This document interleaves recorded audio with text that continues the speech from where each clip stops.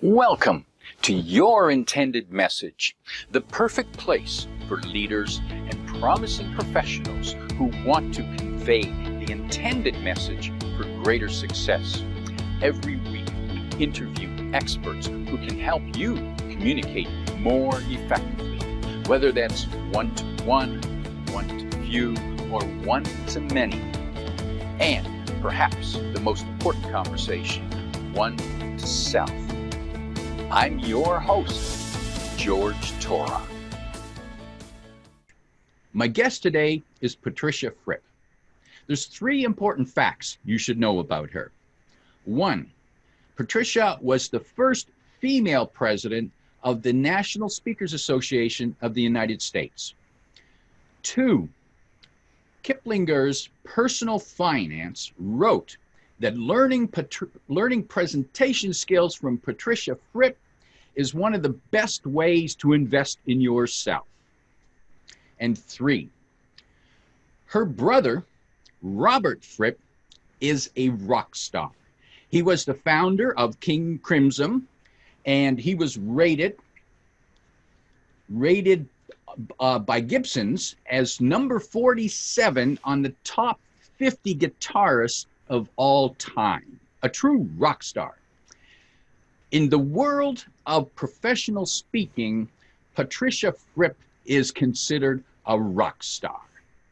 Patricia, keynote speaker, executive coach, presentation skills trainer, welcome to Your Intended Message. My pleasure, George. And may I begin by disagreeing slightly. It was Rolling Stone magazine that said Robert Fripp is the 42nd best guitarist in the history of the world, living or dead. However, he plays a Gibson, so that's okay. They love him as well. Wonderful. Thank you. Thank you for setting that right, setting the record right, because if Robert's listening and he finds out... Yes. He is always correcting his sister. That was off by 2 days or something like that.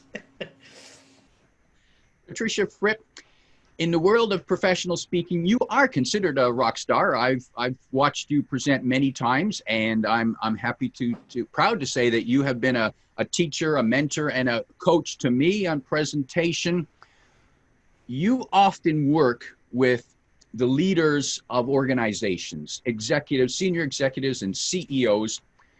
And when you work with them, often you help them become a rock star within their own company or within their industry.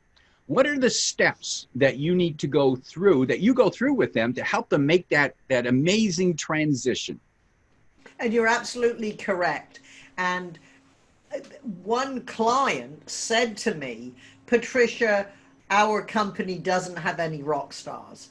We want you to work with our president, and you hear it yourself, George.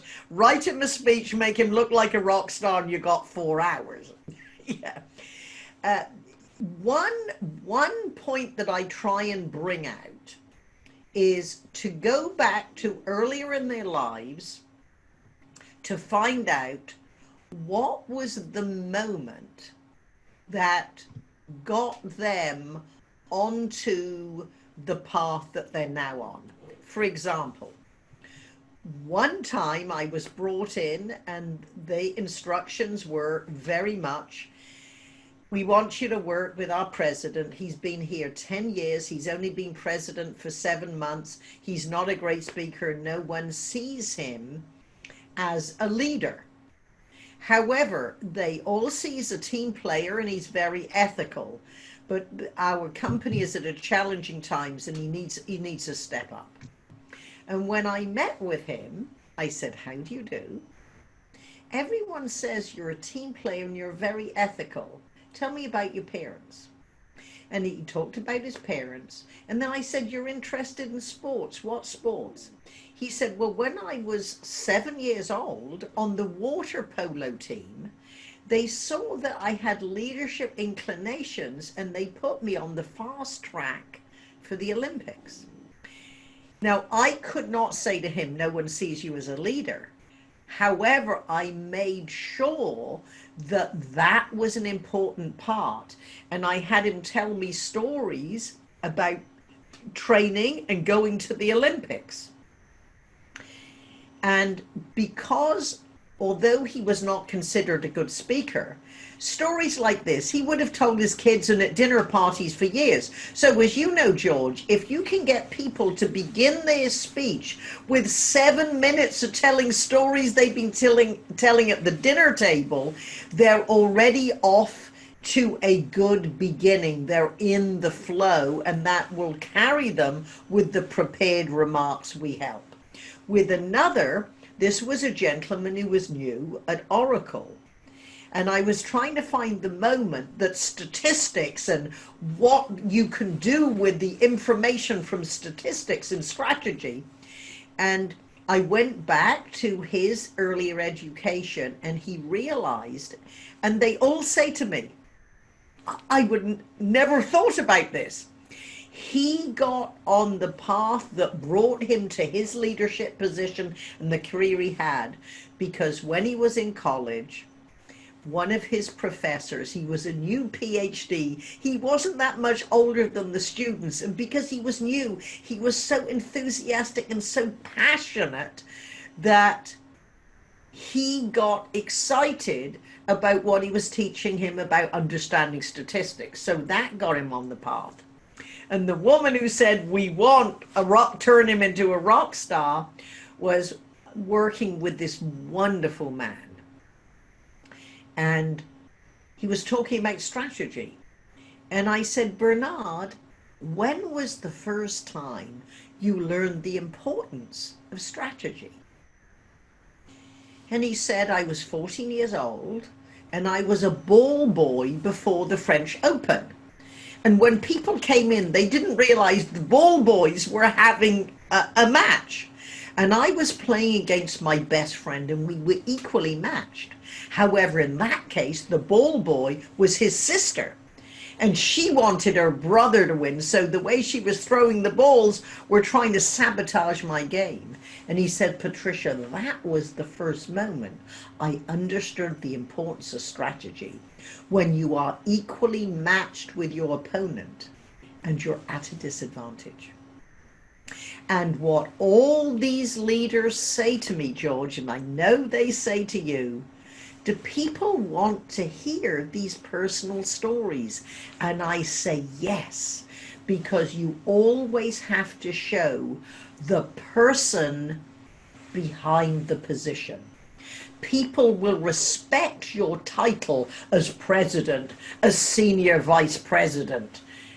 However, when they see a snapshot of the person and they make more of an emotional connection, that's when they're likely to fight in the streets for you.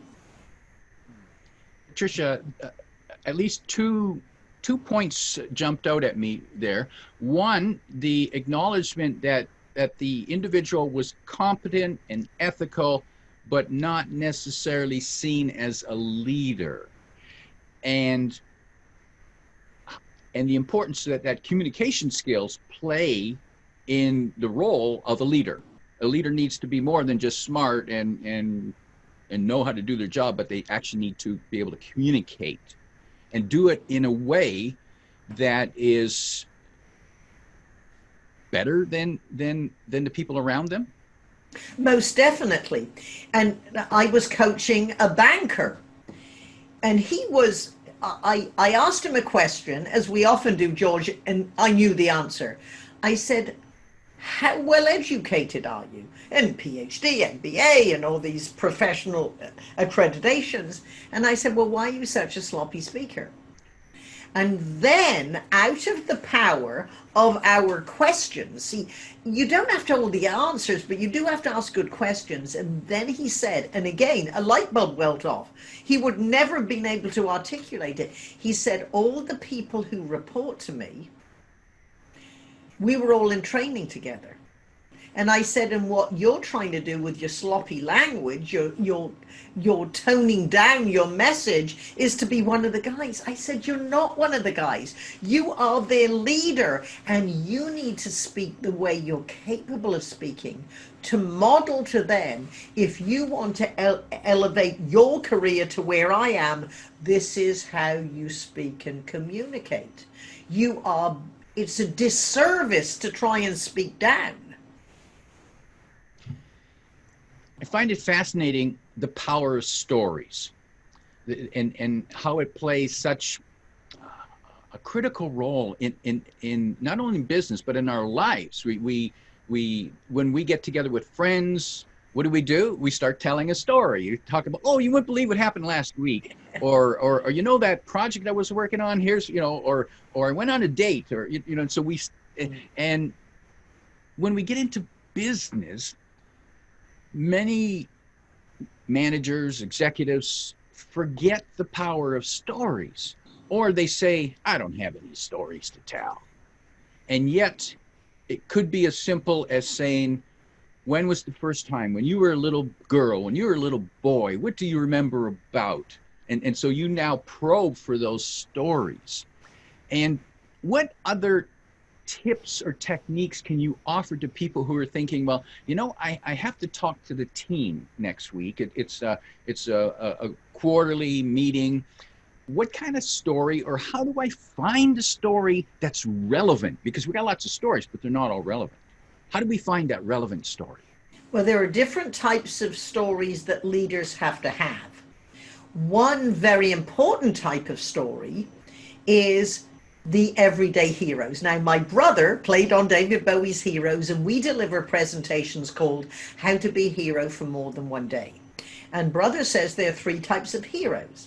There are the occasional hero, and we all hear this story. Someone will run in front of a bus and grab a child back before they get run over. But that's occasional. Then it isn't consistent. Then every company is full of everyday heroes. These are the people, George, who make a company work. And we are certainly seeing that in challenging times right now. The first responders, the people in hospital, the essential workers. These are everyday heroes who do what is expected of them, plus 10%, without complaint, at great discomfort to themselves. And then there's the superhero, and not every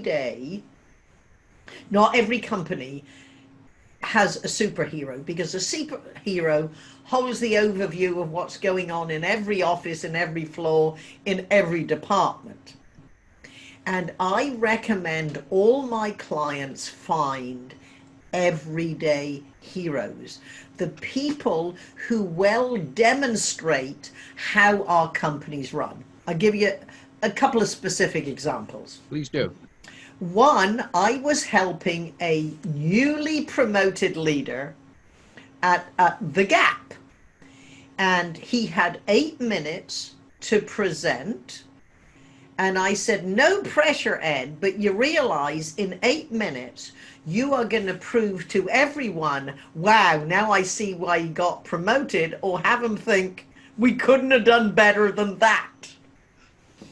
And I asked him, who is the audience? Well, it was all the senior leaders of the Gap and 500 Gap managers. I said, what does a Gap manager look like? He said, 24 to 28 years old. I said, you're a 40-something prematurely silver-haired person, and what are you going to talk about? He said, the program where our employees give us ideas to make or save us money. And I said, well, give me some examples. And he gave me a page of statistics. I said, Ed, statistics aren't necessarily sexy. We have to make them that way. Numbers can be numbing. What is the story behind the statistics? And this is leaders, you give us statistics. What's the story behind? So he researched, and he came back. And my favorite story was a little guy who worked in the mailroom. And one day he found he was sending 8 FedEx packets to the same location with the same item inside, the company newsletter. And he thought, why don't I ask the person sending them out if I can combine them into one with a note to distribute the other end? When he got the okay, he walked over to the other people. He said, hey guys, if you find you're sending multiple items to the same location, at least ask if we can combine them. Because after all, we own stock in the Gap. We don't own stock in FedEx. George, that one idea saved the company $200,000 in 1 year. Wow. And I said, now you have to answer the questions. What did you do with the money? It's 17 miles of shelving. So he gave specific examples of what you do with the money you save. So there's a story of a little guy. An everyday guy who went beyond. Rather than do what he saw, he questioned. This seems dumb. I might not have the authority to do it, but I can certainly pick up the phone and say, hey, John, do you know you're sending these to the same place?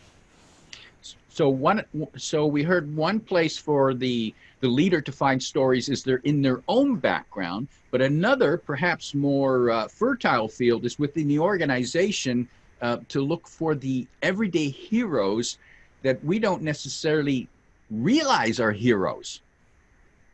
Exactly. And they're around. And I have several clients, and every year I say, what heroes are we demonstrating? Now, here's another brilliant idea, George, and I would like to have told you it was my idea. My last keynote that I was delivering before we all got locked down was for a regular client, but a different division. This was supply chain. And they're going through, like many companies, transformation, and they analyzed that business storytelling was a very important skill they needed to develop. And they said, these are great, smart people, but they're mostly coming from an engineering background. They're not in sales. They don't tell stories.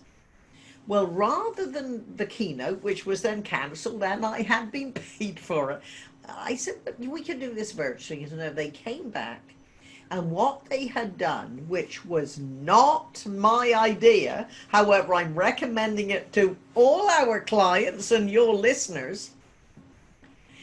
One of their leaders, there were 80 people, they cut them into 10 teams of 8, and they gave them a challenge. Pretend it is 2 years from now. Look back to a different part of the company that you work in and write a TED talk on how the heroic actions of this team help their customers. Because this is a company that much of what they do would be considered essential. And they looked back at what they were doing now with future vision, and they wrote these TED Talks, and one person from each team delivered it. So what I did, and my point of this is sometimes, George, virtual presentations are more valuable than in person, because a keynote would have been great with ideas, but it really wouldn't be roll up our sleeves and make it work for them. So I looked at all the TED Talks. I had them transcribed. I looked at all the Fripp techniques that would improve them. I rewrote many of the openings and the closes. And then we had a 90-minute virtual presentation where I gave them all my best storytelling principles. I realized by watching these TED Talks, they also needed some ideas on how you should structure a talk. So we went through a little of that process. Then I went over all 10 presentations with suggestions, and they'd all watched them, so they were familiar. What they are now doing is now taking my suggestions, rewriting a segment of their talk, which I did not rewrite, have a different person present, and our next meeting, 10 people will deliver a couple of paragraphs of their redone TED Talk. And I, of course, want them to look like superheroes, so I will coach them all in advance.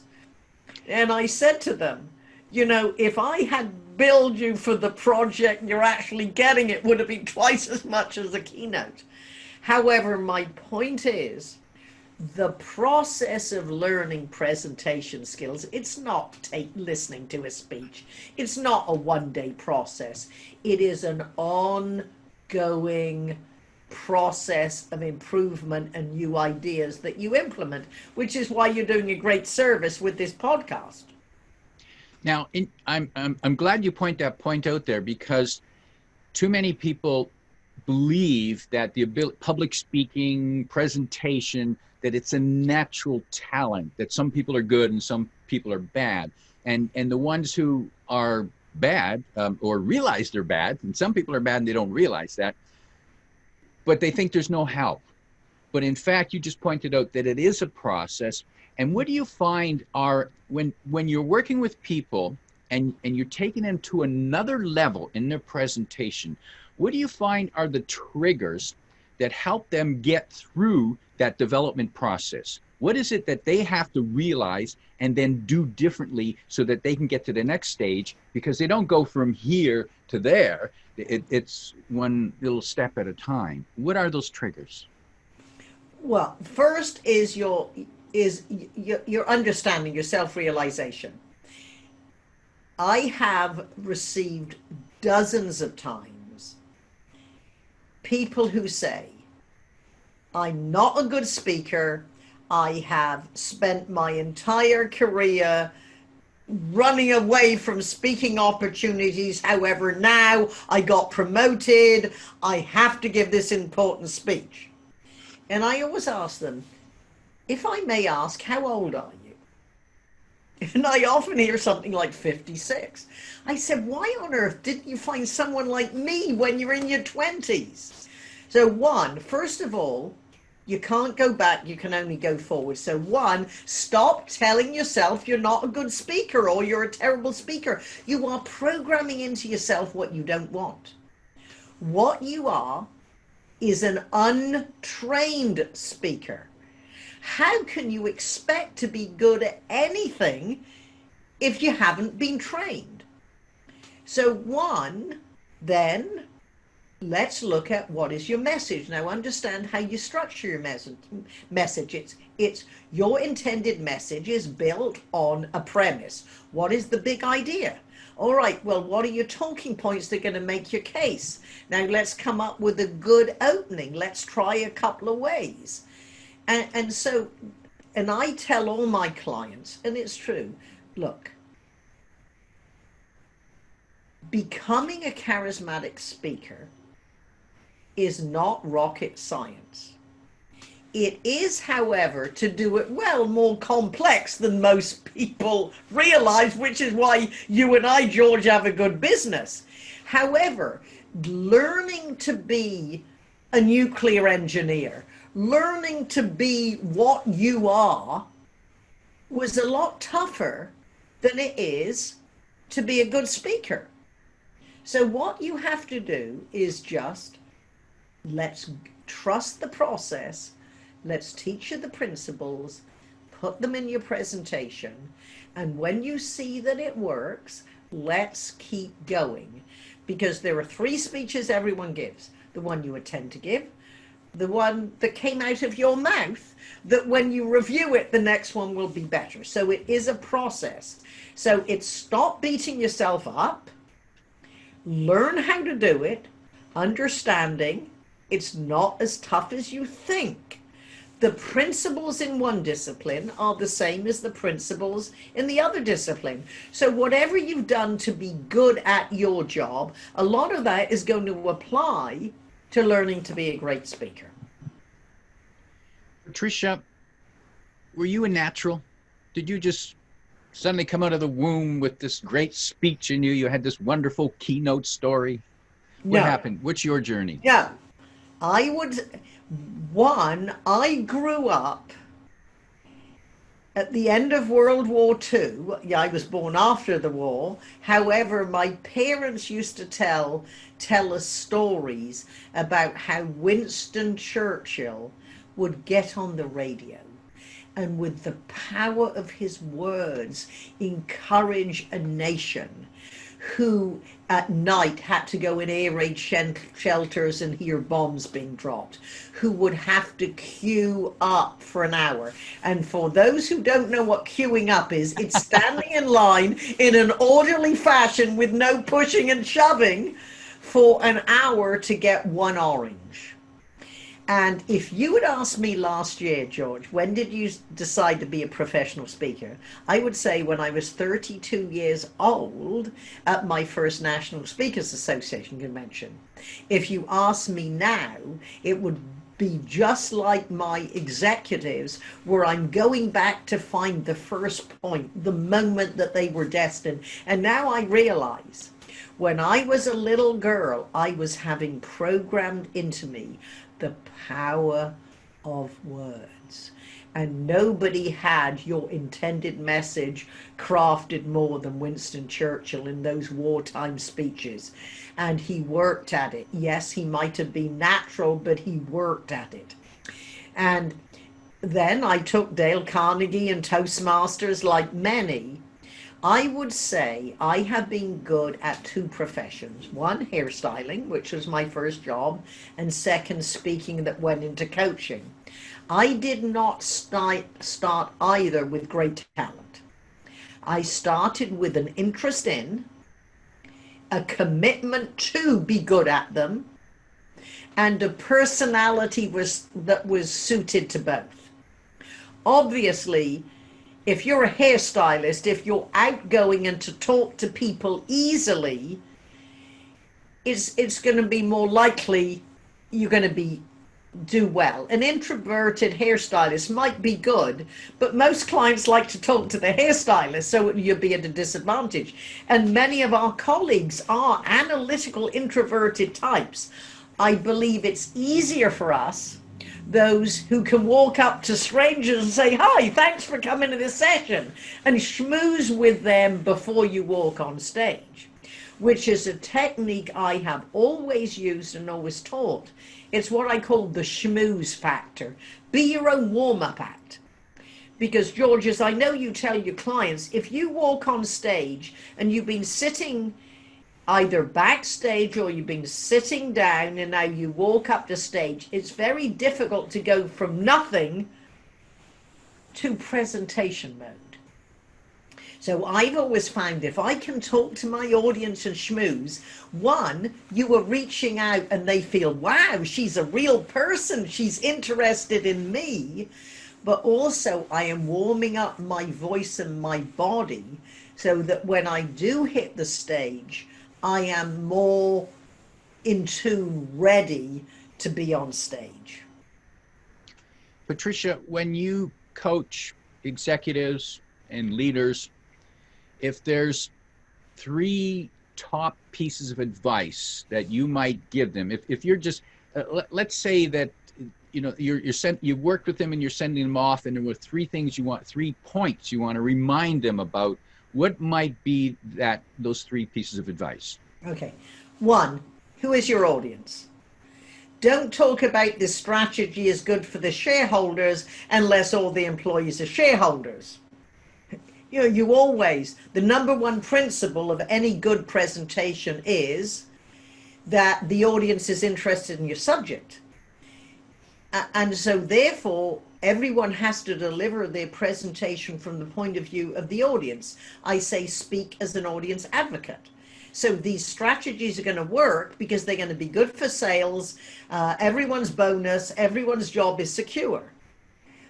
As an extra, yeah, the shareholders will be happy. But frankly, if I'm concerned about feeding my family, I'm not so concerned as what is the chance my increase in salary is coming, because it's now easier to sell. So that's one, focus on who the audience is. Two, as we discussed, you've got to have some good stories, because stories explain the complex. Stories are the best way to teach and motivate, inspire, and come out with a great opening and a great close. For example, when I was talking to the executive who was talking about the strategy, when I first met him, I said, if you had one sentence rather than 45 minutes, what would you say? He said, this is a brand new company. I said, good. I want you to walk out and say, welcome to a brand new company. I said, who decided it would be a new company? It wasn't them. Well, it was the board of directors. Well, where was your meeting? In Paris, in the boardroom. Well, who said what to whom? Well, Arnold, who'd been on the board for 10 years, said, Bernard, how can we once and forever grab the market share?